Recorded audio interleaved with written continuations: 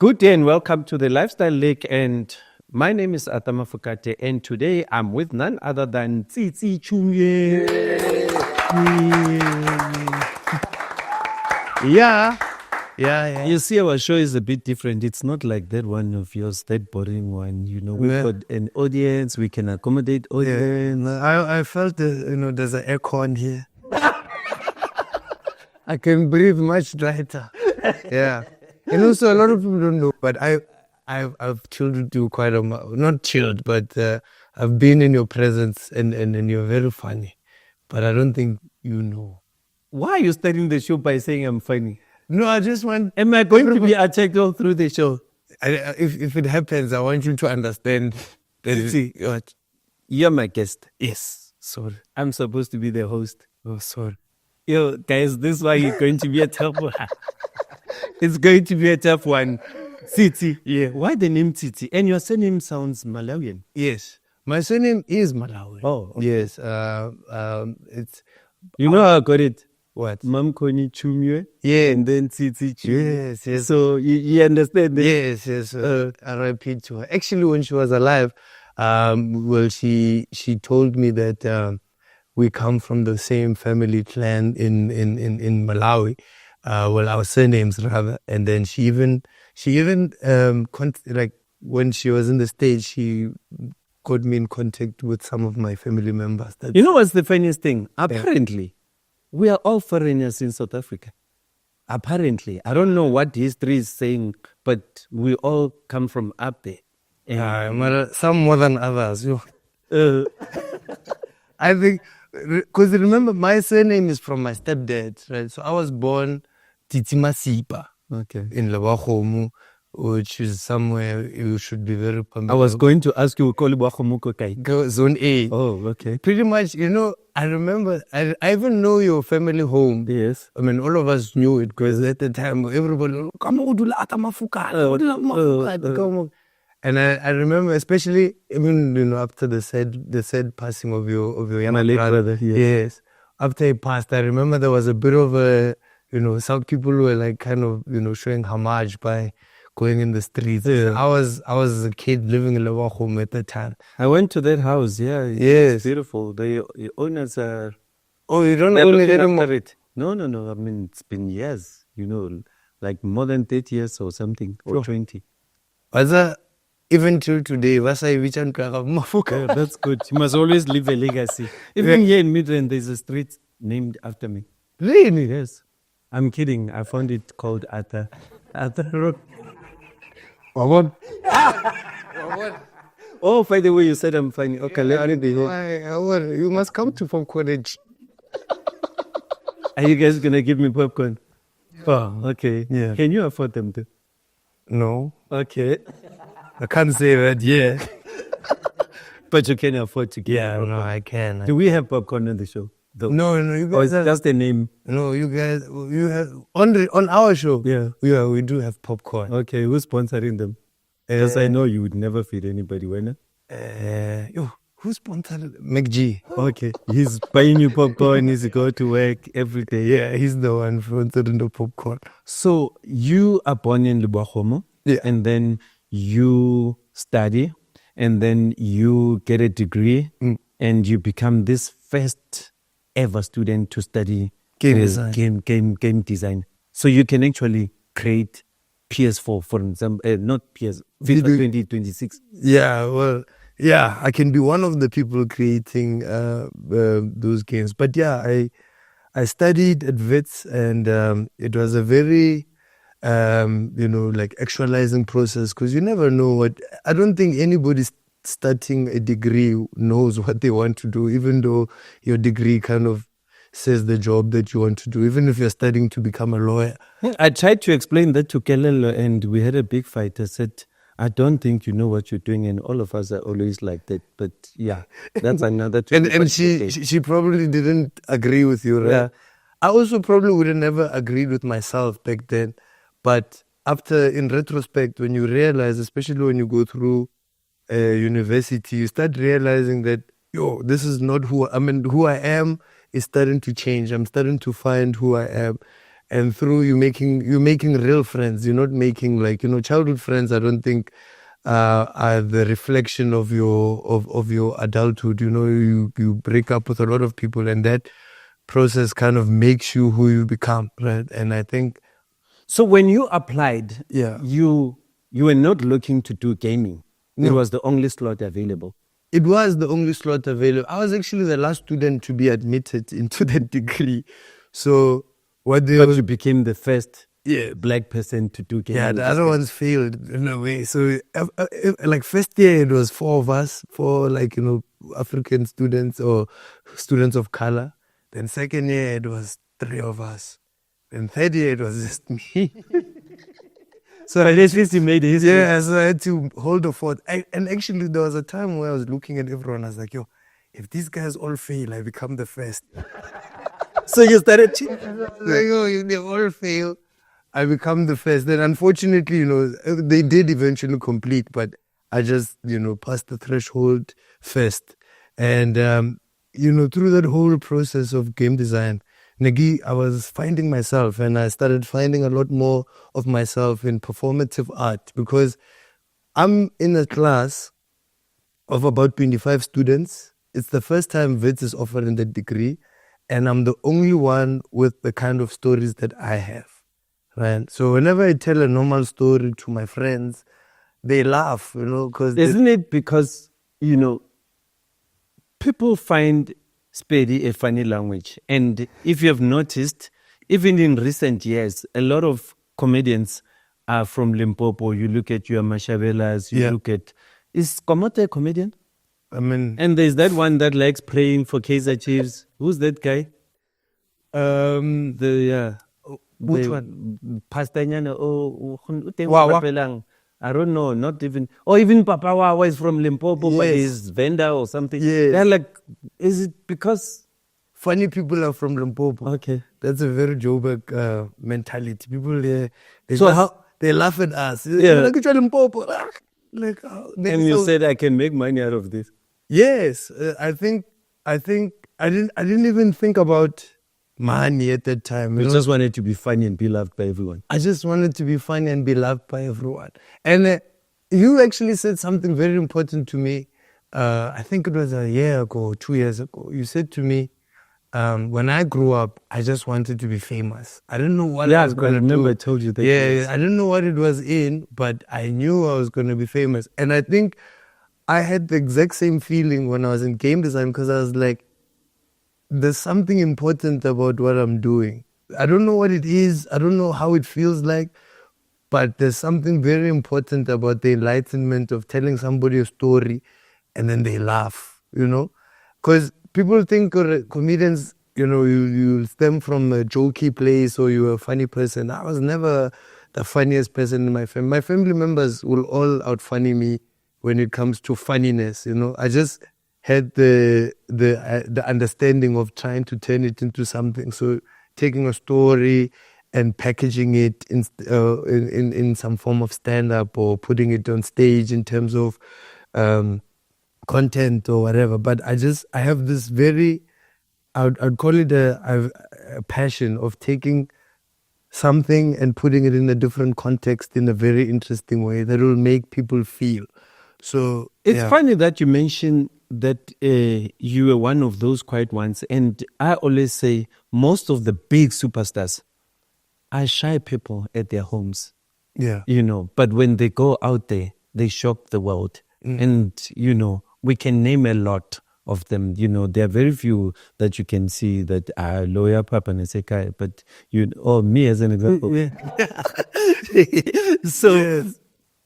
It's very confusing. Yeah. And you guys that are doing comedy, you went to school to study gaming. Yeah. And the other day I was talking to David Kawu, and I know the first time he saw me, we were performing at UCT, and he says he was studying drama. Yeah. So did you do some education, Yana, for what you are now currently doing as a comedian? Yeah, I think, to be honest, I didn't do any. There's no school for jokes, just to get that out. Yeah. But I would say to anybody, like going through university is one of the most important things for a normal human being. You could. Are you saying I'm abnormal? Yeah. Okay. Because I haven't been to university. Yeah, but I would say you're abnormal because of my encounters with you. But I'm saying, and I'll just put it from an enlightenment point of view, right? Especially if you're not from Joburg. When you come to Joburg, the best way to experience Joburg and to experience like growing up for me was through university, because you meet everybody at the same time. Everybody, all characters from all worlds. Oh yeah, you meet South Africa at the university. You meet South Africa, you interact with South Africa. You kind of position yourself to where we're no more South Africa. So like that was one of the most important things for me to realize how people perceive me, so that I know exactly what they see when they see me. So I know what to present. I had to learn, like for instance, I had to learn not to be shy in front of people. I had to learn how to do all these things that make a entertainer, of sorts. But I believe that the experience of just going to university, the experience of working a little bit, I worked a little bit in corporate. But how does that help you craft a joke, create a joke, make us laugh? I'll tell you something interesting. Like how do you think of something and break it down? Because in a way, comedians are not in a rude way. Yeah. Sort of telling stupid things and we laugh at stupid things. How do you say that one is so stupid that it's going to make people laugh? I don't think it's stupid. Thank you. I want you to defend yourself. Yeah. Tell us about it. I don't think it's stupid. I think that stupid is the worst thing is a naive thing to say, because it's the most simple way of understanding these things. But it's very serious. I think that comedians, in my experience, are the most serious people I've ever seen, because you have to take a situation and remove the context of the situation. Do we laugh at serious people? Yes.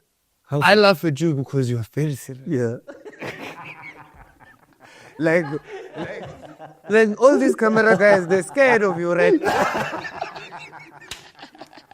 They know one mistake. I know my mic will never fail. Yeah, never. Because I've got you. Because what comedy does is that it kind of deals with the elephant in the room in a very unfiltered way. Comedy is unfiltered. It's the truth unfiltered. You know how funny the truth is? The truth is very, very funny. If you asked a lady why she's crying and she told me, a guy. If you asked a guy why he's crying and he said, I'm going through my 7th divorce. That's funny. You see why I said it's stupid? Why are you laughing at a guy divorcing for the 7th time? You haven't learned. Yeah, you have to go through the 7th divorce for you to feel like, oh, this is bad. Like, no, bro. You went through, marriage is not for you. Yeah.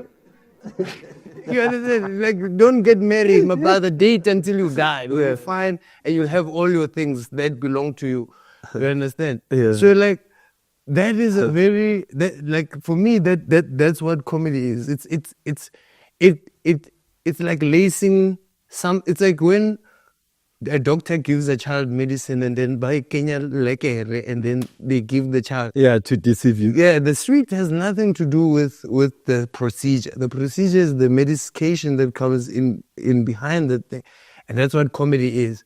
Because like, I've never been on a stage or encountered a comedian that I like that would not tell the truth as it is, and a lot of us, so we're scared of the truth, or the truth has a bit of a, it needs to be filtered a little bit before. Is that why most people find Julius funny? Yes. Because Julius just speaks and we laugh. Yes. But Julius is not funny. What he's saying is not funny. Like, the things he's saying is not funny, but because the truth is so blatant, it puts you in an awkward situation. Yeah. Because I remember we were doing some course with my team, we had an Excel course, because we had just recruited new staff. And we had to literally stop because I demanded to watch Julius, and everybody was just laughing, Yeah. And he was serious. I mean, he was it was that 10th year thing. Yes, yes. But we were just laughing all the way. Yes, because you laugh because this person is talking about something that it's not even that far to relate to. When someone says something and you can even just think of, like, in the back of your mind, you already have all these references that he's talking about. But can you give an example of a stupid joke and a clever joke? The difference between the two? Because I'm sure they are clever ones and You'd find on Facebook. that's the way Facebook. You find it on Facebook. And you laugh still. Yeah, you laugh. I mean, there are places in life for stupid. But give an example of a stupid joke. If there's anything on Like okay, tell me. Why did the chicken cross the road? I don't think that's something I should be wondering about. Why is chickens crossing the road? It's not my chicken, Let it cross the road only once. So you're taking me to where I always say somebody says something stupid and we end up laughing. Did you laugh? Oh. I thought you laughed at me trying to say something stupid. Okay, let's go to the clever one. Okay, I had this. This is a joke. I would think this is a smart joke.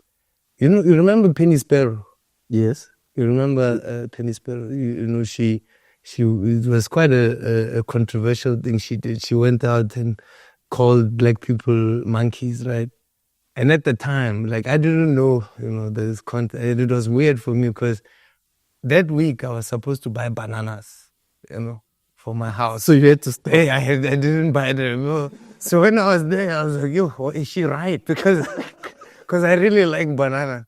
I ended up lying to the guy. I was like, no, I'm buying them. And I wanted a smart lie, but I couldn't. The first thing I could do is like, I'm buying these bananas for my dogs, right? She laughed. And then I was like, no, they're German shepherds. Because I hope. So that you come with a name that Dogs are also not black. So so you had to put German. yes, they're German shepherds dogs. So I would think that is a bit of a smartish joke. Yeah. Smartish, Yeah. Okay. So that's it. Like, we're quite, like, if you look at a lot of South African comedians, especially, like, they're saying something really profound, especially, like, people are talking about being present fathers, they deal with a lot of things that people are going through, but just don't have the courage to deal with the emotion of whatever you're going through. So when you're preparing for a show, what you do is you just get true stories and package them. Is that why you guys never run out of jokes? Because, my favorite comedian is Trevor Noah. And Cool. in fact, he happened to work with you there. You worked with Trevor Noah. Why is he saying cool? He's not here right now. I mean, we're here in a secret location somewhere with your second favorite comedian. Sorry, Trevor couldn't make it. They got Tsitsi to fill in. But I hope he does a good job. Yeah. Hey, you're crazy, man. Okay. Okay, I'm sitting with my new favorite comedian. Yeah. There we go. That's what I want to hear. But you're ambushing me. You can't say that. You can't tell them. That's what I'm doing. This is Tsitsi Chiumya, Athamafukati's favorite comedian. Yes. So, at some point, you worked with Trevor Noah. Yes. And hopefully we're going to work again soon on a very exciting project. So I mean, even that, it came about as a sporadic situation. I wasn't particularly aiming for that opportunity in my life. I was working at the time, and that's why I always say, like, it's nice for, like, any artist to have a job, because especially nowadays, because art is not like when you guys were doing it. So, you don't have longevity like you guys have. You don't have somebody that is 50 years in the game. I'm not saying it. Even if I was. In fact, I'm actually 75. Of age. I'm kidding. Yo. We're going to end this podcast with Safa Sapen Chiumya. Oh, soft. Yeah, I mean, So what job were you doing when you met him? I was making I was making video games. Oh, it was video games. I was making video games. So I'm saying like, So you had to challenge him on playing or what? no, I actually tried once. He's very good. He's too good. He's better than me. But it's because Finally somebody accepts. yeah, he's way better. Not in yeah, he's very big. Hey, I almost said some stuff. Yo, I won't go to America. But no, I'm saying that it was important for me to do my job because my job put me in a position where I could meet Trevor without having. I never had any pressure. Pressure ka mo godimo comedy. But were you already In comedy, but pressure mo comedy. Pressure ya bophelo ba ka was on my work, and comedy was my. Oh, so you actually did some work after you got your degree. You worked for somebody. Yes, I worked in Cape Town. I moved to Cape Town to work, and then that's where I actually solidified my comedy because I was living alone. There was no, my stepdad is quite like you. He's very strict, So he would always tell me what to do, or he'd suggest that you can't stay in this house if you're not pursuing something. So when I lived in Cape Town, I was alone. I had a car. I was living in an apartment, so I could move around as I wished, So what I would do is I would dedicate my entire day into working. So What's with Cape Town and comedy though? Because most of you, one way or the other, you've been to Cape Town. Yeah. I'm talking about most of you comedians, guys. yes. But remember, Cape Town has a theater culture. Oh, yes. More Joburg, there's a clubbing culture and all this other stuff. I know you didn't say it as a joke, but Cape Town is not seen as South Africa. Yeah, you said while I was living overseas. Yeah. Overseas in South Africa. I don't send you must fly to get there. So when I was living in the Western Province, there's a very rich theater culture there. And people come to the theaters, and what you can do is you can practice. And also, again, I had something I could offer that people didn't have. I'm a guy from Limpopo. So do you say your jokes in Spade? Because in Cape Town, they wouldn't hear what you say. Never. Oh, well, not never, but I hear what you're saying. Yeah, you had to be. Yeah, I speak like this. Even on stage, I speak like this. So I speak like a South African. I speak like a petty person, but I would say predominantly English. But you won't miss the fact that I'm petty in the way I speak on stage. At what point you realize you are in Cape Town that I'm actually different? Funny. You watch the other guys and you're like, but imagine going on stage alone. Yeah. You went alone. I went alone. Do you even remember the joke? Yeah, because I trust myself. Hey. Funny. The joke was about moving to Cape Town, where there's actual crime. Like the time I used to live there was no like petty crimes, robbing. Now there is because of the influence. Shebe. Yes, I knew you were about to say. I don't want to say it, but it'll come for me. Eh? No, but yeah, those. He's a great artist, by the way. Right, right. I'm glad somebody said. I'm glad somebody in your generation is saying this, because a lot of people will watch the behavior and be like, oh, this is kind of. But his music is so in touch with human beings, and I don't think people understand, and I don't think people can look past themselves to see that, because it needs to be past yourself to actually understand that this person grew up in a place. And because maybe we understand the context, or I kind of understand the context, I know exactly where it could have come from, or where it's coming from.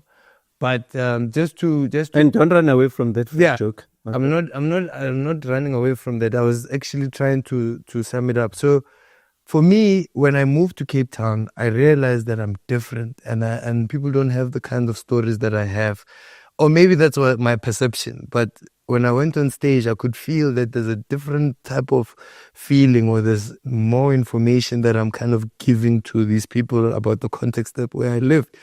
And what Cape Town helped with was making those experiences international in terms of explaining. So, it's not that people from Lewagomo will understand alone. I'm still speaking the same language that a Lewagomo person speaks. I'm just using it in a different context and packaging it differently for a wider audience. And through that, that's how Trevor and all those other opportunities came about, because they were looking for, remember Nation Wild, the show was called Nation Wild. It was an international show. It was a Showmax show that goes out to the entire South Africa. If Kabulela ka Spedi, that means I'm limiting it to only Pedi. So you would not have made it. Yes. Or I would have made it in a different context. And which year is this? This is not too long ago. This is maybe like 6 years ago. Yeah, this is about 6 years ago. And I remember at the time I was doing this joke about... but you know what's funny? Yeah, funny enough, I was doing a joke about Julius Malema. Because it was around about the time of the elections at the time. And I remember I did this joke about... I saw Julius Malema on TV, and he said this. He said, "We hope and we pray that the EFF gets more votes this year." And in my head, I couldn't imagine Julius Malema praying, you know, because I felt he was like too aggressive at the time. So I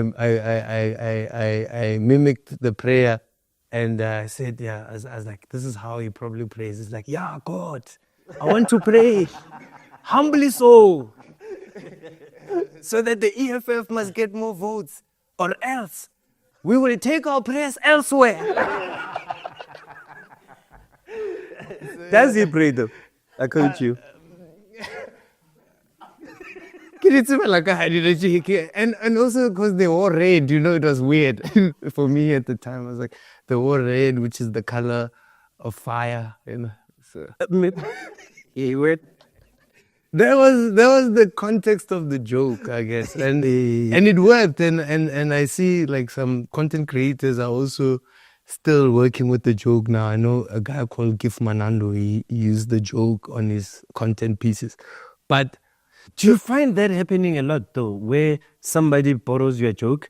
I tweeted years back. You know, I used to be naughty on Twitter years back before I left it, and I can't remember. Trevor Noah made a joke, and I remixed that joke, but I didn't know that it was a remix. Yeah. And then people were like on my case, and Trevor Noah tweeted and he said, "Guys, why are you attacking Arthur? He actually just remixed the joke." Yes. And it became even more worse.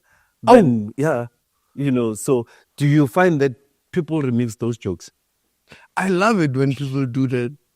I really do. I think that, especially like when I came into comedy, like I brought in my own flavor, which was personal stories about my life and being vulnerable, and talk about my dad and my family, mostly my dad. And somebody takes it and remixes it. No, but it makes people feel like they have those similar stories. Because remember, I think we grew up in times where everybody goes through similar things. So if somebody makes it funny, maybe when now you don't see the funniness about, you know, your father leaving you at 12 years old, you know, I'm 2 years old. 12 years old, you should be a man by that time. I think you can take it if he lives at 12. But if he lives at 2 years old, you know, it might hurt you in a way, right? But it hurts you until a point where you see someone like me who makes fun of that situation and brings enlightenment to that type of situation. Other comedians might feel, oh, I too have a story like that, and they might do it. Or other, you know, artists might feel like, oh, I too have a story like this, and they did. Because I remember I had this joke about Satan, you know. I was like, I understand Christianity, I'm a Christian, but I don't know what Satan did for me to hate him as much as I do. It's like sometimes I feel like it's unfair, like, because every day on Sunday we gather up in the church and Satan jump on my fence, like, Like nobody says anything from Satan's camp where he's like, guys. And Do you know Satan's camp though? No, I don't. I was like, maybe this guy just wanted to start his own company, Like, like imagine now EJ started a company. Now you are the one. Now it's Arthur and Arthur Chiumya. So it can't be, but it can't be like that. But apparently Satan, let me not use the accent. Satan, yes, what is evil. That's what they say. Yes. I mean, we believe that. And yes. There's a difference, and there's also a difference. So don't say you don't know what he did. There's a difference between Satan, Satan.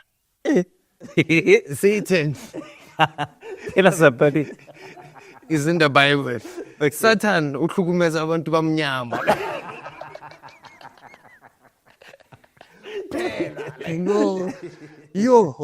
So Satan is Omo. Yeah, Satan is ours, Yeah. And so I just thought about that situation, and for me it was just, you're just poking a little bit of interest in somebody who would be interested in something like that. People are afraid. I wouldn't say, let me not say afraid, but it's very difficult to find people who think in certain instances. Like, like there's certain places where we are not allowed to think. I was like that for a very long time. And it's like, sometimes when you just test somebody with a thought, you are not saying you believe in Satan or whatever. You're just saying, but was Satan really that wrong? Oh my God. And then we need to pray for you now. We're killing animals, and praying for me over a thought, So I like that. But are you a believer? Do you go to church? Yeah, I go to church a lot. I go to church. Do you go there to pray or get jokes? That's a good question. Because even in churches, there are these beautiful jokes. Let's be honest. I mean, there's this pastor that I love. Each time Pirates win, I post that thing. The one, that. Oh, yes, I know that one. But I mean, funny enough, whenever I go to pray on Sundays, I always come back with a joke. But that's a blessing for me. I believe that I started my comedy journey in a church, actually. So the first time I performed in a church. I actually performed in my church. Was it Catholic or? No. Okay. All the apostolic. Okay. Yeah, I was raised Kaluther, obviously, yes. Being Pedi. Most Pedi people are from the Lutheran Church by virtue of proximity. And then later I joined the Old Apostolic Church. That's what where. So they would give you guys a chance to perform on stage. Because you had to either do that or sing. But how do you make a joke in church? It's so easy. Tell me about it. If they don't laugh, you say hallelujah.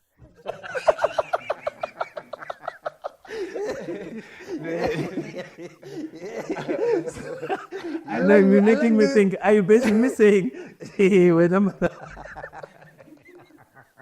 Are you trying to say, hey, this guy is mad? Are you basically saying when the pastors are saying hallelujah, they're trying to find a way of navigating through? Yes. You know how many things you have to remember in a church? Forgive me. No. You know how many names there are in the Bible? There's a guy called Neptal. Yeah. I'm named after that guy, Neptal. He's in the Bible. I don't even know what he does. Yeah. He's someone's 12th child. Yeah. Imagine, as a pastor, you have to remember all those things, every lessons. At some point, you're like, yo, ke felle chimo. Hallelujah. And then as they are doing hallelujah stuff, you are thinking, okay, job, no. Like in the book of Job says, and then now you're back and stuff. So I'm trying to imagine comedy in church. It's beautiful.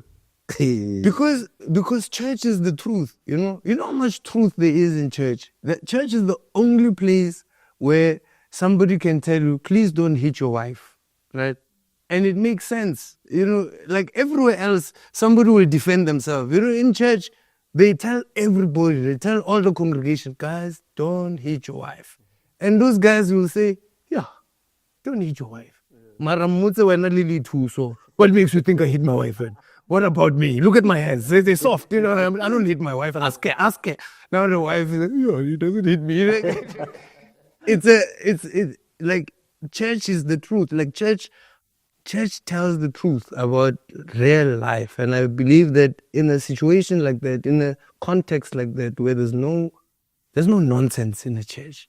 So like, if you're starting in that space already, you are, especially if you're a real believer, like if you're a real, if you Like really, me. yes, if you really believe in the stuff that you say, you should be able to question it, and if you are saying something, you should have researched it, or you should be coming from a place of realness, and that's what I feel like the church offers. It offers a place where people can shy away from all the earthly things and just deal with life as it is.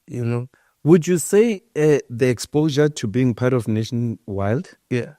gave you, it wasn't really worth it? No, Is that what you're saying? no, it was worth it, but it's a Didn't place- really propel you into further success or anything? I mean, Or it's good for your bio? I'm gonna be completely honest. Like, everything works as a package, right? So it's like, even if you gave me the best platform ever, and it has to come with other things, like what I did on Nationwide was a 15-minute set. That's not enough to sustain a career. It's enough to maybe inquire interest. People can say, that guy is quite funny. Like, I'm interested in it now. You understand?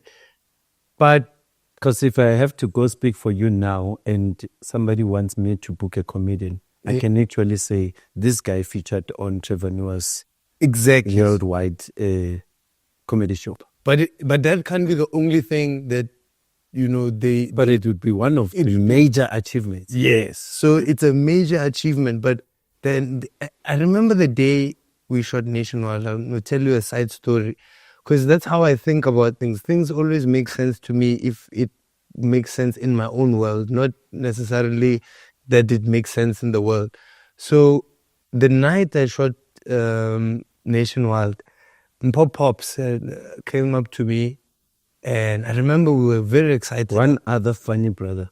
That's my brother. He's my brother. So he came up to me and he said, and that was one of the first times that me and him started really becoming close. He said to me, "Broer, that was great. What you did was great, but remember on Monday you're gonna have to go back to those small gigs that you were used to. Yes. Don't feel deteriorated by that. It's only the beginning. This is just solidified your beginning. Yes. So what you need to do is begin." That's how I say it as well. Yes. So he said that. And after that, I really began trying to do my own shows, trying to put on my own shows. And you know what I did with my first paycheck that I got from Trevor Noah's Nationwide? So you also got paid? We also got paid. It was my biggest paycheck at the time. Oh. You say it didn't do anything for you? Do you want to know how much it was? Ungrateful brat. Yeah, I'm a born free. You fought for my freedom. Look what I'm doing with it now. So, my first paycheck, I bought a one-way ticket to Thailand. Wow. Right? Because I knew that in Thailand, there's the biggest tourist destination of the world. Meaning that if you want to perform, it's like the world's Cape Town. Yeah, right? basically. So yeah, it's the world's Cape Town in the way I thought about it. And there's a friend of mine who was living there, Dustin Moore, who's also a South African comedian who was working out that side. So I went there just to train, and I just wanted to further make my comedy, wide. How long do you go there for? I went there for a month. Wow. And living with strangers. Yeah, living in hostels, those places where you pay 50 rand to stay, and then when you leave, you have to take everything you came with and then come back, like find places to stay. So I did that for a month. But did you get a place where you were doing your comedy, or you? Yeah. Okay. So in a month, we did about something close to about 40 shows, right? And we're performing every single day. And you have to change jokes every day. Single day to expats, right? Sure. They don't know where Limpopo is, so you have to explain before you make fun of Limpopo. They don't know what being paid is, so you have to explain.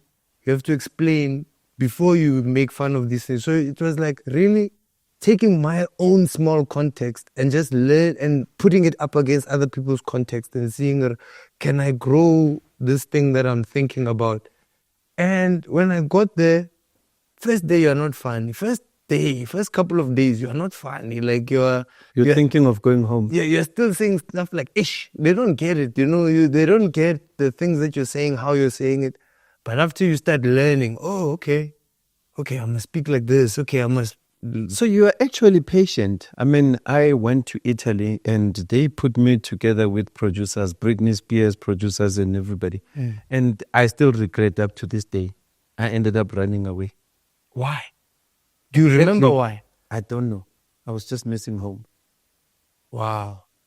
How successful were you back home? I think the issue might have Owami. Okay. Because by then, it was that time she was born. But I regret having missed that opportunity with all those top producers. I literally ran away from Italy. I think on the second week or going for the third week, I ran away. So you stayed in Thailand for a month. For a month. And it was searching for this dream. It was tough. But you must tell Owami that you regret. Yeah, you messed me up. While she's DJing there, you must tell him, hey, this was supposed to be me. Uncle Waffles was supposed to be me. Kadana. But does she know this? I don't think so. Most of these things are revealing platforms like this. That's beautiful. Yeah. So you stay there a few days, you're not making sense to the audience. What then happens? It was tough. I remember there was one lady from the UK, and I remember she's from the UK because of her accent. So we found this place where we could do 3 shows a day. So this is how your day goes. You wake up from your hostel, you take everything you own. So when you say we, it's not you alone. No, it's me and Zastin. And my friend Zastin. Right? Oh, from here as well. Yes. Okay.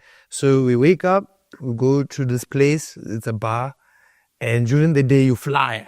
Like, it's a busy street, you fly, and this time it's after National Health. So people those guys are using my credentials to kind of lure people in. Perform with this guy, perform with Trevor Noah, perform with Trevor Noah, perform with Trevor Noah.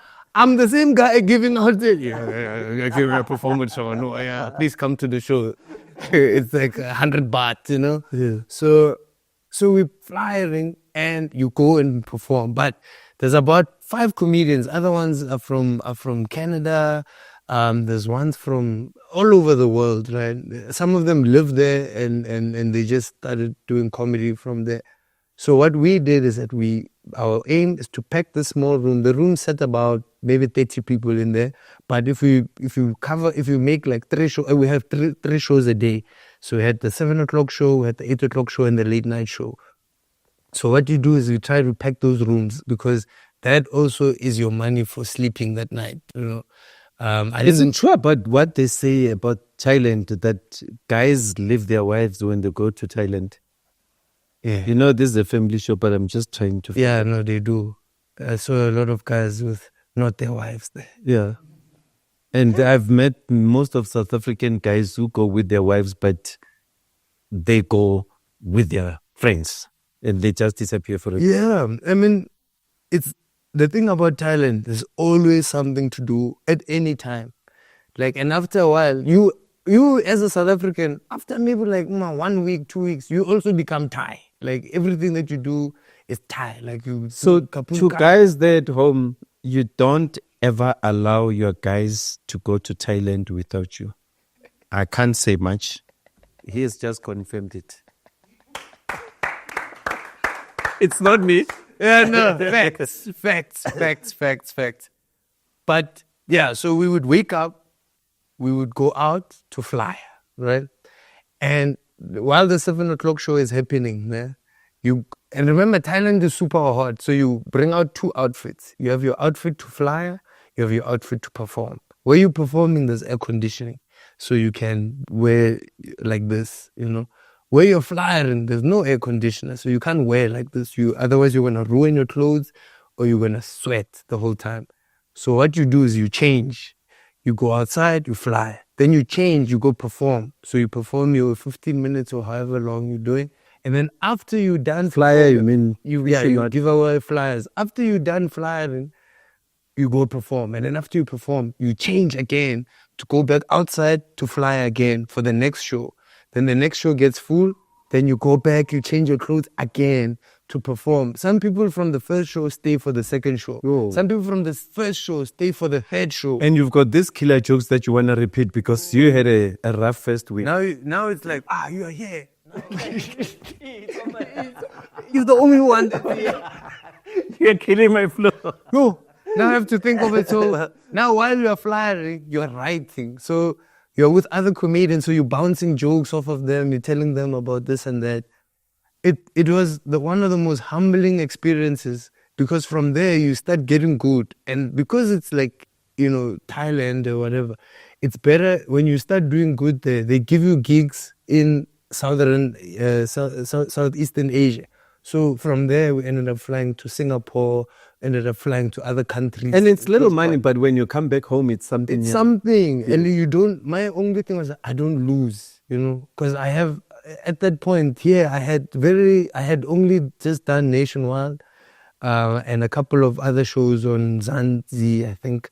And then, but my idea was never to be just the guy they call when there's an event. I wanted to be in this kind of a situation where I'm sitting with legends, where I'm being recognized by people who matter in my industry and people I thought mattered, And that's what I've always wanted. That's what I want. And even now, I'm still in Thailand in my mind. Like, in my mind. Oh, yes, you're using the same mentality, because that's the only way you can progress. Yeah. You need to understand that every day of your life, you have to hustle to make end meet. Yep. Because if you don't do that, what's going to happen? Like, my thing is like, what if someone says, I don't find you funny? Sure. It can't end there for me, So would you say you're as good as your last joke? No, I think I'm better than my last joke. Because with us as artists, I always say to people, you're as good as your last show, you're as good as your last hit song. You need to find ways of reviving your career. I think I'm as good as my life. As long as I'm alive, you'll find better. I'm better than I was yesterday. So you end up winning a SAFTA. How does that happen? Oh, that one was an interesting one. So while I was in Cape Town, I started hustling on other stuff, right? So I started writing jokes. Just write these jokes, and then I'm like, maybe let me write a small Lanyana sketch or series, Funny enough, before you continue with that, so you guys actually sit and write a joke? Yes. And you memorize it, or you, like how?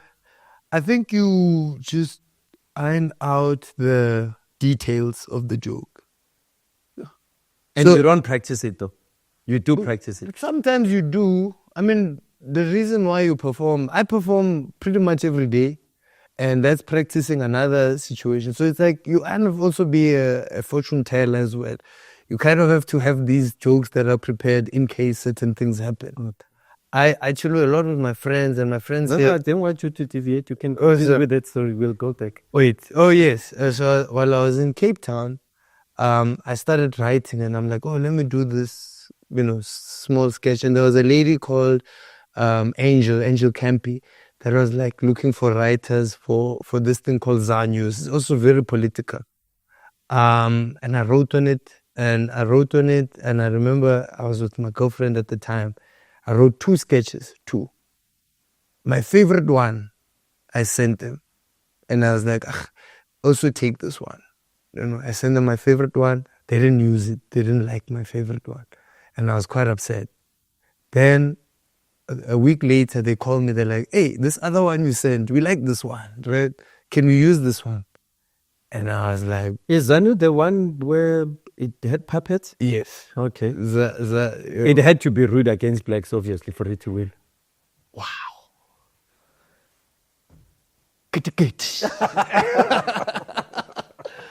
I'm so you're shocked how much I knew about these things, eh? No, I'm not I sure. watch everything, by the way. Everything stupid, everything clever, everything smart. But let's continue. You know, my you don't know. I don't. I mean, I don't even know how you won, but I watched that thing. Yeah, I would cringe all the time. Really? You know, I was raised in But you- another way, but so these things always make me cringe. But I do know that it had to be that. Can I tell you the sketch that I wrote? Though? Yes. So my comedy is like weird. I like it that way. The sketch that I wrote was this middle class superhero, right? His name was called Sticks. White, black? There's a black guy, right? The black South African superhero. But if you look at a lot of superhero movies, black people never have like a significant role, or it's always a role that it's only deemed significant if black people are deemed to be like that. You know, like if you watch. I had to Yes, say yeah. what I said. I had to. But we must talk. Now we can talk. We can talk a political one, because if you look at Thor, for instance, there's one black guy in Asgard, and he's the security guard.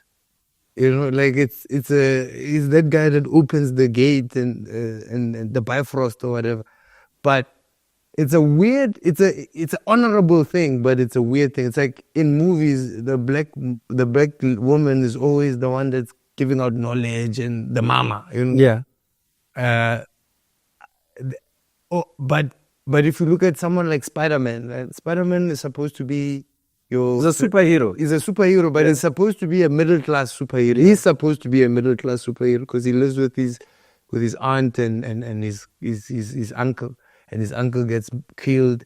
But for some reason, he can afford all these gadgets, and and you're like, I know middle class, and even if I had those powers, even if I had Spider-Man's stock powers, to buy the suit, to buy those things, and that technology, it would take quite a while. So it kind of does remove itself from our immediate reality.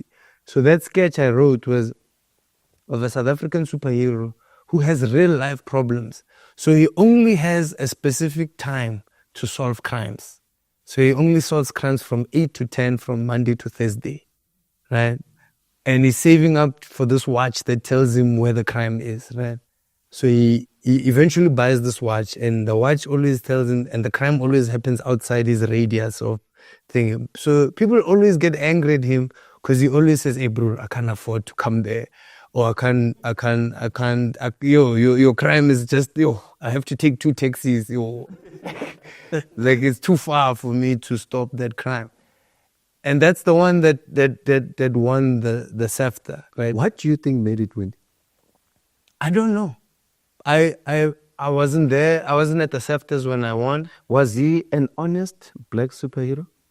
Yes. Okay. Because So he it was was a living beautiful within story. his means. So it was a beautiful story. Yeah, It wasn't that's why. as bad as I Yeah, thought. so you can say I deserved it.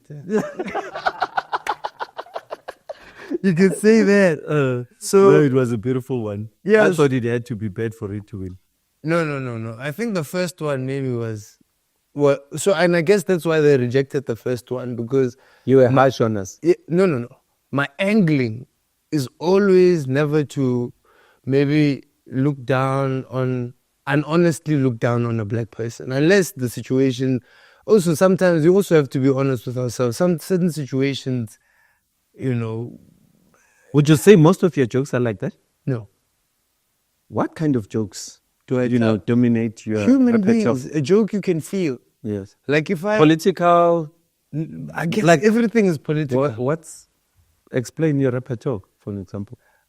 For me, it's like feelings. Like if I say something and you feel nothing, then you don't get my comedy at all. But I talk about losing a dad, suicidal thoughts. I talk about, How's that funny though? it's very funny. if you can go through it, you can laugh at it. If you can, if you can go through something as a person, whatever it is, you can laugh at it. Maybe you don't find the context, you can't find the context right now, or maybe there's no environment for you. So you never make jokes about presidents, about politicians? But it's not your kind of style. No. Okay. My style is human beings. Okay. I make fun. If I had to make fun of the president, I'd make fun of him as a human being, not as a president. Okay. Because I have no idea what his pressures are. I have no idea what his responsibilities are. I have no idea what his insecurities are. We forget that, even a president is a human being. He has insecurities too. Like,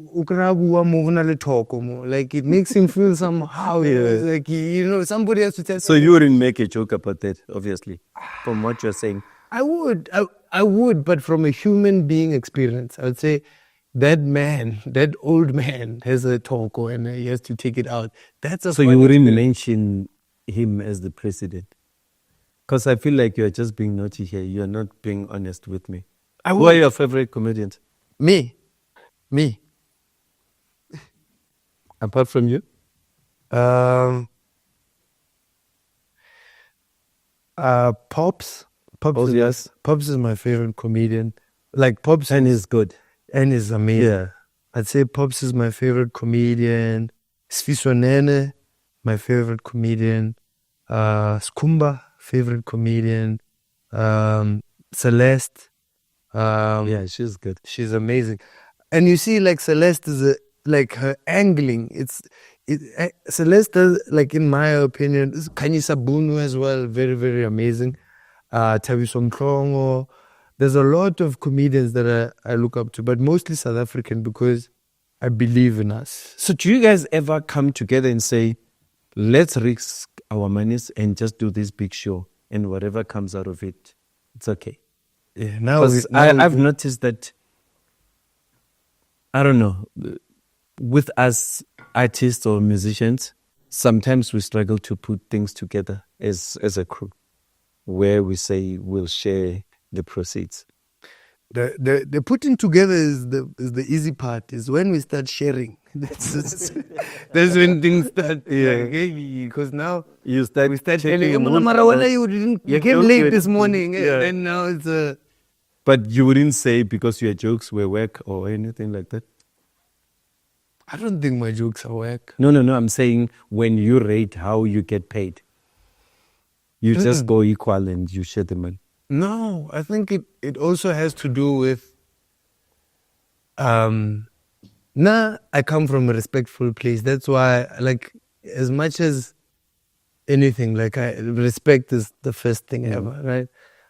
I want the industry of comedy to win as much as any other industry. I'm not against another comedian.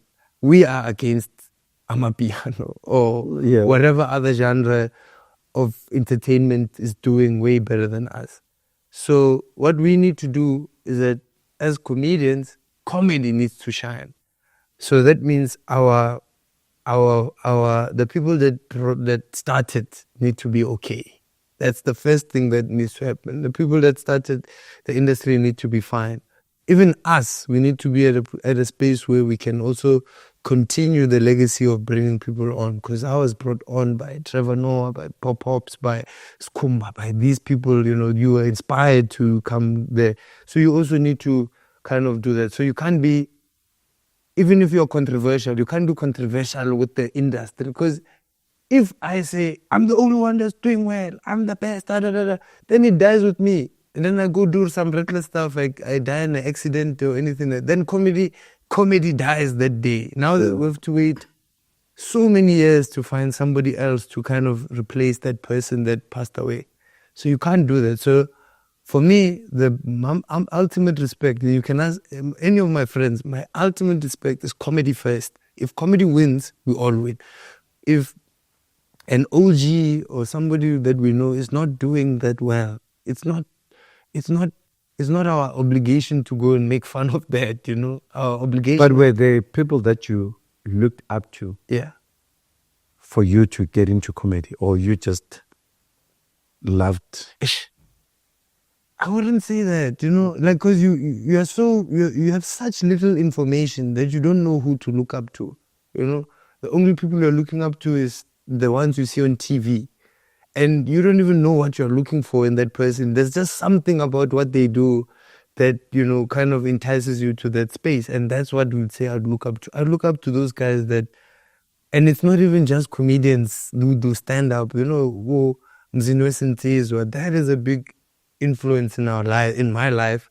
And would you do that kind of comedy? Would you write? Yes. Okay. That's what I'm doing now, is trying to replicate really that there's no more funness, universal funness. Nowadays, everybody finds their fun within pockets of something. Yeah, I want to create a space where people come and enjoy comedy.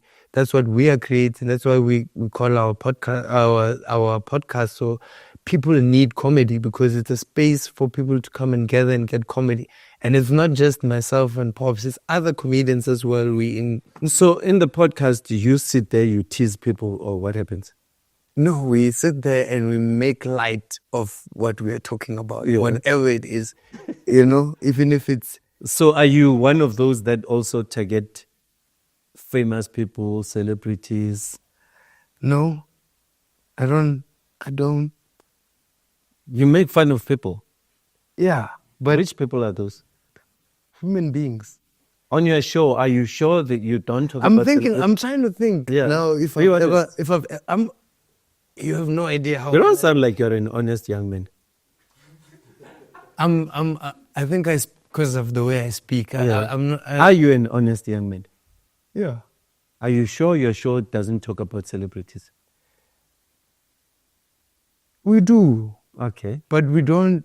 But I'm trying to avoid the way you're asking this question. Yeah, you're avoiding it, but it's there.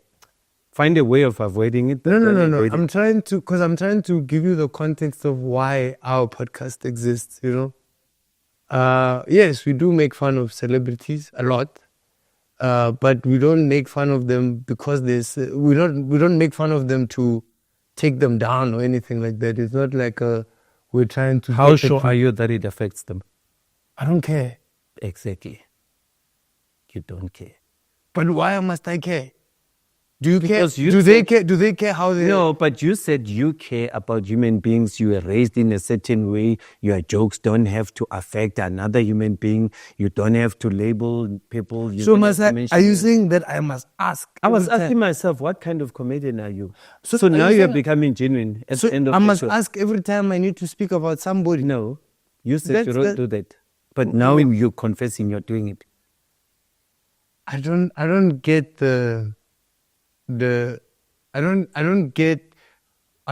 so if you are information, so I can't talk about you. You said you don't mention names. No, not that I didn't say that. Now you mentioned names. I didn't say that. Well, say you do mention names. What's the worst you have ever done to somebody who you felt got offended? Did they call you? Didn't they call you? Who's that? What was... I guess maybe that's why I don't think I offend people, because no one has ever called me on some... Okay. Hey man, that was kind of... Oh, so you never... I've never apologized to anybody. I've never had to apologize to anyone. Okay. So you are happy with everything that you said? Yeah. I stand by it. I stand by it. I'm going to talk about you. I'm going to say, after I'm a fucker, try to get into my brain. Guess who will defend me? You. Pops will defend me. No, yes. He will defend me. You think so? You're a sellout. I'm a sellout? Yeah. He will defend me. What makes you say that? Because I know he'll defend me. What is a sellout to you? Somebody like you. But I don't see myself as one. Yeah, but I'm calling you a sellout. Yeah. Mm-hmm. You see, there's also like a point of I don't know how to put it, but it's like... I can tell you are defeated. Ladies and gentlemen, that was Tsitsi Chiumya. Thank you.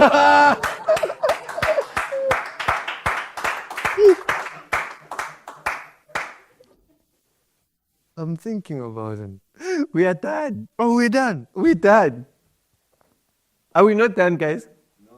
No. What do you want? We want more. We want more. Yeah. Yeah, and you can't end on calling me a sellout. Okay, let's continue. Let's continue. Because I really want to know what entails a sellout. Uh-huh. And where did I sell out? Because you are saying you are going to do a joke about me, and I know it's going to be a nasty joke. So no, it's not going to be because I thought But me that's, and that's you. your perception of comedians. Yeah. I feel like your perception of comedians has a great flaw. And it's not just you alone. No. It's not just you alone. It's a lot of I people. told you I'm a Pop-Pop's fan. But that doesn't mean you know my comedy. Doesn't mean you understand me. I understand you. I support you. Support. But I don't think you understand. Make me understand you then. It will take a long time. We are here. Yeah, but you need to. But you need to also have the patience to understand. I'm here. The patience is here. I'm listening. So you need to understand that, like, I'm not the kind of comedian that you think I am. And for you to understand the comedian that I am, you actually have to just indulge yourself in what I do. You need to know who I am, you need to know where I come from, you need to know how I kind of have structured my career up until this point. Trust me, I know I can relate now. No. You've been through almost the same hassles as me. Yes, but not as the same person. You and me, as much as we can relate on certain things, are not the same person or in the same industry. Yeah. Comedy, you cannot equate comedy to any other thing that we do. But tell us about it then so that we understand it more. And I know that you're also a dad as well. Yes. So maybe it might have changed the way you think. I can see now you are a bit affected by life. You do understand the importance of defending yourself. No, let's talk about the child. I'm not defending myself. And I feel like you put me in this box where I'm defending something that I don't think I am. Yeah. You know? And I'm not defending the idea of comedy that you have. Yeah. I'm defending comedy. Not because when you are looking for an example of me making fun of a comedian, the context is I said something that will make somebody else that I don't even know But you said there was no one. feel. What do you mean? You said there was no one that you ever offended. So why worry? But how would I know that? Yeah, exactly. So why then should it be a point of discussion if there's no one? Because you made it seem like there's an example. No, I asked you. I've said some things that I feel bad about. Exactly. But- Tell us about those. Like I said in one podcast, I made fun of somebody who had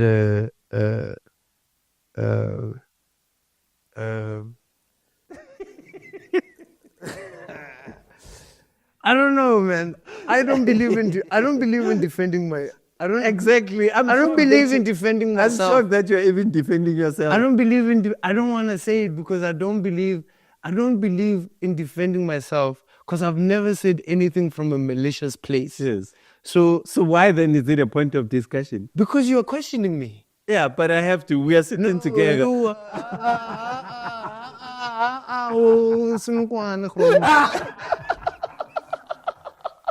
But let's be honest.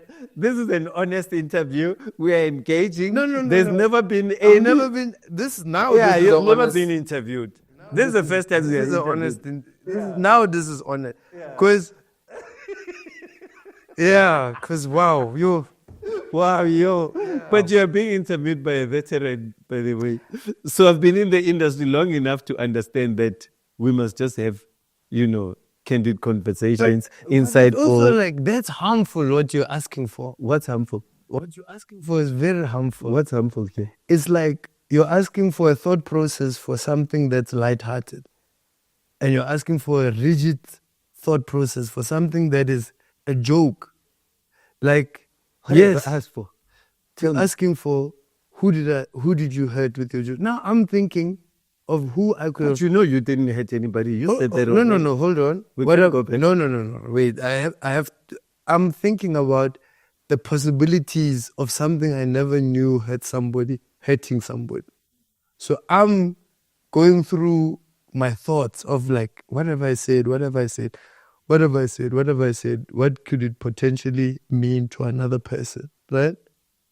So, and if you're pressurizing me without because I'm thinking Remember, about, I didn't pressurize you. No, I'm thinking about it of like, maybe I have said something that has offended somebody before. How would I know that if they've never spoken to me? Why worry about something you don't know anything about? But now you're on my side. I'm on your side. You're right. Now you're on my side. Now you are not on my side. No, I've always been on your side. That's why I'm chilling with you. I've always been on your side. I'm gonna need therapy. What kind of therapy? You don't know. This man is just feeling guilty. You are just feeling guilty of something you didn't do. I don't know what you did. You said all the right things. Because I care about. I do actually care. You care about the welfare of people. You said that already. No, not about the welfare. I care about something I say potentially making somebody feel lesser or whatever about themselves. No, you didn't. I don't remember you mentioning there are witnesses here. I don't remember you saying something of that sort. Well, I'm saying that now then. Where I is do it? care. Yes. I do care. I do. That's why I say you never said anything wrong. So was I supposed to recall everything I've said in my life? No. That's why I'm wondering why. Because that's what you are saying. I think you have beef with comedians and you're taking it out on me. I think so.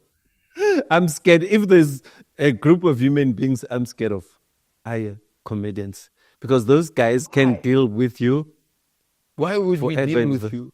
No, they're just like that. I mean, What is the fear of comedians? Because I feel like I don't fear comedians. I love comedians. That's you why I just said said you said you don't mess with. You just said now. yeah, but that doesn't mean because I don't mess with you, then I'm scared of you. I just don't want to mess with you. All that it has to do with is the fact that I tried a joke and maybe it worked in the room and maybe you didn't find it funny. I can apologize to you, but I'm not going to apologize for telling the joke. I'm not going to take the joke back. I'm not going to take back the joke. So you'll just go to the side and say, hide in field. Yeah, But the joke is yeah. I mean, this guy. yeah, I'll say sorry to you, but I won't say sorry because that's So what. that's what comedians do. Hey, you guys are naughty. Yeah. You call the guy on the side, but the joke is there, it's recorded.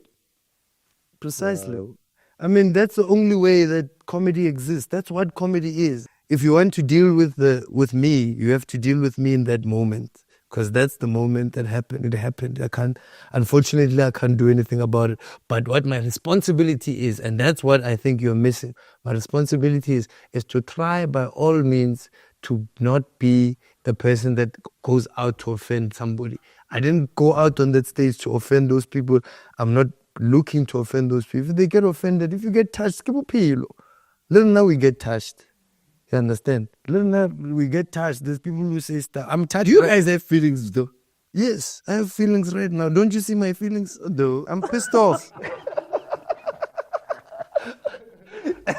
Pissed off by honesty. No, I'm pissed off I'm pissed off at the ambushing of the questions. Like which one? Mention one. Like that. Mention one. It's just one to us. One only. So one. I want to see myself apologize for one question. Just never. No, don't ever apologize. No, but just mention No, one. I'm saying I'm. Wait, what's going on? Yeah, no. Oh, okay. So what? I am. That's ambush right there. That is ambush. That is yeah. ambush. Let's ignore the ambush. So I would love for there to exist a place where people understand, or okay, at least through this and I love the fact that this is happening. I really, really do. It's enlightening because I've never felt like this. I've never felt like I said something wrong. no. I don't think you said anything wrong. I just believe that the manner in which you're questioning doesn't necessarily look for information in what I'm saying. Yes, but remember, with us here, we don't edit things out. No, I don't. Yes, that's why I want you to say what you want to say. I don't. What I'm saying is to you is that there is a human being behind all those jokes and all those things, and somebody, I don't know which joke. Yeah, I actually don't even know which joke I'm offending. I'm defending, whatever. That's what I feel. Like in my head, I'm like, I'm trying to find this joke, and if it does come, and I offended We somebody, call you again. you call me again and say, here's the joke. We Remember, found this it. is your home. Thank The you. nice thing about it here is I this can always is your come home. back and defend Yes. myself. Yes. If I was on stage and you were sitting in the crowd, you would experience something a little bit different. Because I would speak to you in a different manner. And I wouldn't disrespect you, but I would, poke fun or make light. Just of like some- comedians do. Yes, all I the would time. tease you. Okay, don't go ahead. Like Kimang, this Even like- guy. I like Kimang or the one Wakukaya. You mentioned him. Skumba. Skumba, for Yes, example. don't go ahead. Skumba hits you now. Yes, It doesn't wait. Because you're at a comedy show, we hit. This is a comedy thing. We hit. We are making fun of the news. You are part of the news. We hit. But there is a human being behind that, and that's what it is. That's the person that goes to these interviews. It's not the hey, what up? It's not the comedian. It's a human being that goes to these interviews. So like, if somebody says, Emma, you might have offended somebody with that joke. The thing is, we don't know. Yeah. Yes, that's why I I asked you for wouldn't go and say, I wouldn't, I'm talking about the questioning. I'm not talking about the joke or anything like, I'm talking about, if somebody said that to me, I would say, yo, that would make me feel bad if like I found out that somebody really felt a certain way about my joke. But would it make me take away the joke? No. Would it said make me no. not repeat the joke? I would probably repeat it You would again. even remix it. I'll even tell her like, yo, even that guy apologize, but you know that he has a leg like this one, like This guy is naughty. This one. so to live in that world, that's the world I live in. I live in a world where there's no manga business. Like if there's this, it has to be like this. If I read the news, I'm gonna say there's something and my opinion about that news. If my opinion is wrong, I can say I'm wrong, but I'll move on. The human being is wrong. I'll move on. I'll tell another joke about that same situation, but I'll never, ever in my life, ever apologize for anything I've said to anybody about in the context of Because you know jokes are just... it's a joke. It's a joke, and it was. I mean, if you found offense, sorry, but that one make me go back and change my whole life.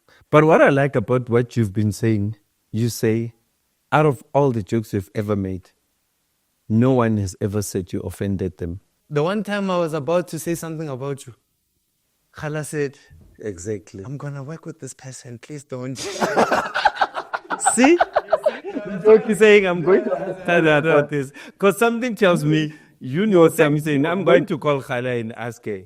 This Or else I have to go all through your footage and check. Joe, it's a long time. I'll check it. No, we've never said anything about him. We tried to bring you on the show once. Yes, I know. And you said we must come shoot here. Yeah. So now you... Does the offer still stand? Yeah. Cool. You can come shoot here. Pops will be coming with you, ne? Yes. And Farida, Chandra, and Tavis. Are you satisfied now? Can we close the show now? No, I'm not. I can talk to you all day. I just want to contextualize this feeling of like, what is happening here? It's like, One thing about me, at least, I'm not a comedian, guys, but I can see that Tsitsi really likes sitting here with me because he's trying to navigate what this interview was about. And it's up to you, viewers at home, to tell us what you think Arthur did wrong or what Tsitsi did wrong. And you can post it and we'll revisit the conversation again and continue where we left off. Thank you. Yes. You know,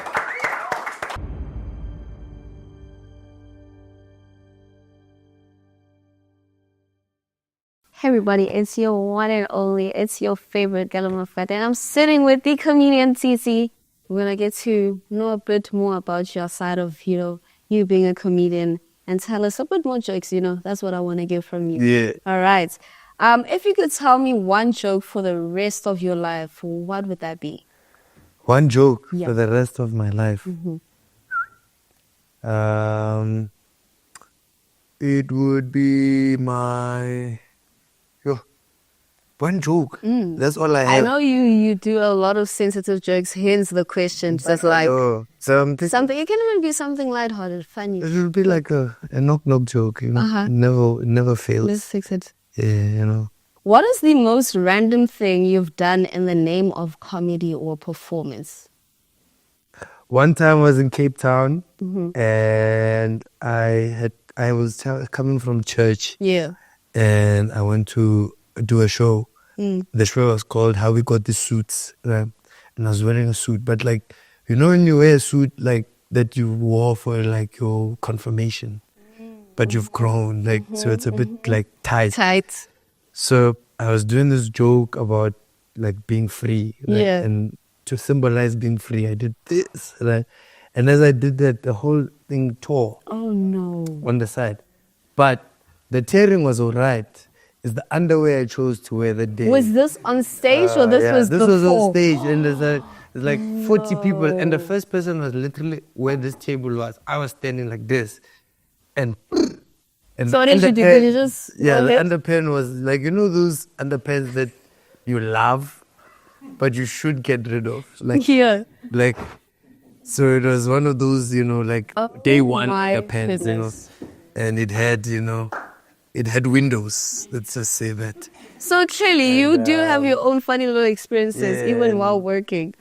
That is insane. And there was a guy with his girlfriend. Yeah. But the guy pulled out his phone, and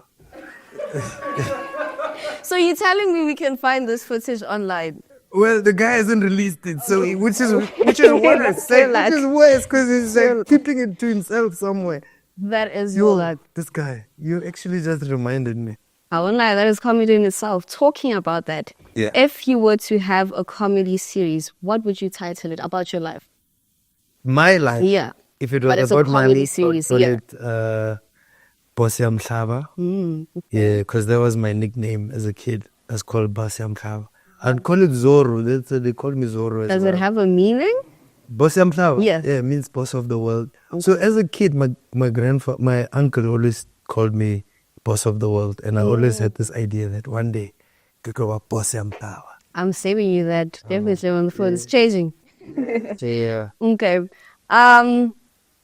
Let's move to the world right now. I know in South Africa, there's a lot of things that are happening. But what is the funniest thing that you've seen on the internet recently that made you laugh out loud? Like that just killed There's this really cool show, a really cool thing online called Yeah. Random Guy Conversations.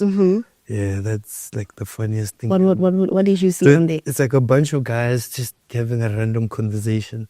So they talk about like, have you ever found yourself in a conversation and you're like, why am I in this conversation? Like, so it's like it replicates those kind of moments. There's a guy called Juice, his bad Juice online. There's this one where he talks about he doesn't see the benefits of being married. I guess you're too young for this stuff. Yeah, but yeah, so that's funny to me. See. And another one called Where's My Share? Very nice. Another one called Toxic or Love, where it kind of shows you a situation in a relationship, and then says, is this love or toxic? Like, there's this one with this guy called Mr. Sizwese. It seems like you follow a lot of comedy Yeah. accounts. Is that what would see if we're scrolling through your Instagram right now? Like, what do you see that pops up every single day? Just comedians. Okay, just comedians. Really? Yeah. Yeah. I was about to dive into your other interests. Okay, now, completely random, just gonna bounce it to you. You must give it to me quick. Sure. If there's one food you could eat every day without getting rid of it, what would it be? Pap. Pap. Yeah. Are you serious? Yep. Crazy. Why? Tell me why. What's that? Bohobe's life. Okay. Did you see that Tyler was actually cooking pap on British Vogue? Yeah, but that one I could see it's not the real one. Not the right one. Okay. Because they pour salt in it. Not the one. Not the Pap one. has no salt. It's just ice. You know it. Okay. What would you cast to play in a movie about your life and why? Who would you cast? To play in a movie Yeah, about your life. Yo. Here in South Africa or everywhere. Can be anywhere, anybody. Denzel. Oh. Yeah. Okay. Okay. And who would he be playing? Is he playing you? Is he playing? Yeah, he's Yo- playing me. Yo. I go for Denzel again. Like, or Will Smith. Like, it has to be someone like I look up to. Yeah. I don't know. It would be Talking cool. about that, if you could switch lives with any celebrity for a day, who would it be? And what would you do? What's the first thing It you won't do? be a guy, definitely. Could be a girl. Yeah. Is it me, maybe? I don't mind, you know. I Yeah. have a very interesting life. Yeah. One thing I know, it won't be a guy. Yeah. No. Who would it be? Maybe 50 Cent. Isn't That's 50 a Cent's a guy. guy, though? That's a guy. No, not 50 Cent. I don't know. Why wouldn't it be a guy? That's the question. I don't know. Like I know how it feels like to be a Yeah. guy already. Like it's so stressful Yeah. all the time sometimes that I wanna try be a woman maybe, you know. I'll be Moonchild Sanel. Moonchild. What's the first thing that you're going to be doing if you're Moonchild? Are you hitting a dance? What are you doing? I'll sing. You'll sing. Can you sing? Can you hit me a young note quickly? Let's hear. No, I can't. That's what I would do if I was Moonchild. Maybe I'll sing and dance. You'll sing the and way dance. she Can you sing and dance though? can dance. Okay. But I wish my favorite thing that I can't do that I wish I could do Yes. is singing. Like I feel like I'm a good singer. I mean, I think I'm a good musician, just not a good, just don't have the voice for it. Talking about that, I'm gonna need straight now for you to hit a young dance with me to end off the question. Which one is that one now? Anything. I'm gonna do something. You follow me. Okay, How about that? let's Okay. do that. That's how we're gonna end the show. Yeah. Okay, I'm gonna do a young break dance. Can you follow the wave? Which one? No, Wait. can you follow my styles? 'Cause Oh, my okay. styles are- I are got you. superior, What are we doing? What are we you doing? know? This is from American Step Up 3. Okay. Yeah, you know, it might look like I broke my neck, but it's just a dance.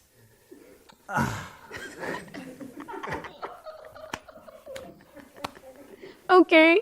Hey. Yeah, Hey. yeah, Hey. yeah. We must love look it. straight into camera. when we Okay. do it, yeah. I'm ready. Yeah, I'm okay. going. I'm gonna, yeah, Okay. let's go. 1, 2. But you must break the neck. Oh, okay. 1, 2. Yes, son. That is Tsitsi, guys. Thank you so much. I hope you Zoom with it. It was lovely seeing you. Yeah. Thank you. Boom.